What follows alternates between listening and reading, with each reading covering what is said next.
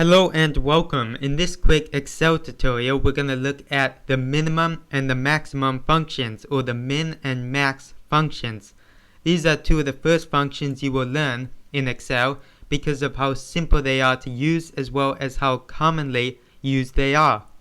So what are the minimum and maximum functions? Well, as the name suggests, the min function finds the smallest value in a range. So it finds the smallest or the minimum value in a data set.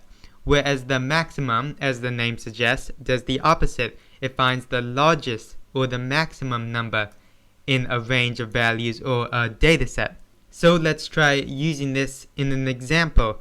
So we have a data set here, which we have students. So say it's the amount of students that show up to a bunch of different lectures, and we want to find the most students that showed up to a lecture as well as the least students that showed up. To do that, we always start by putting an equal sign in. Once you have your equal sign in, you can type in your function. So in this case, min for minimum. Then you put a bracket, and then if we want to use all of these data sets here, we can highlight them all. So now we're including all of these data sets.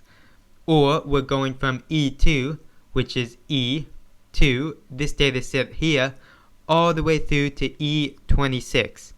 And if we hit enter, that will give us our smallest or our minimum value, which is 17, as we can see here.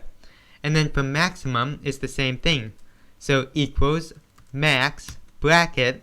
And if you don't want to highlight and would prefer to type, you can do that same thing by putting E2 through E26, or you can even just go E to E, and that will select your entire E column, which will go down forever, but it will include all of our values in our E column, which is what we're trying to calculate, the maximum value in the E column, which is the column for the amount of students. And if we hit enter, that gives us 86, and we can see 86 is in fact the maximum number of students we had. Anyway, that was a quick and simple video on how to use the minimum and maximum functions. I hope you found this video helpful, and if you did, please consider liking and subscribing to my channel. I hope you have a great rest of your day, and I'll see you next time.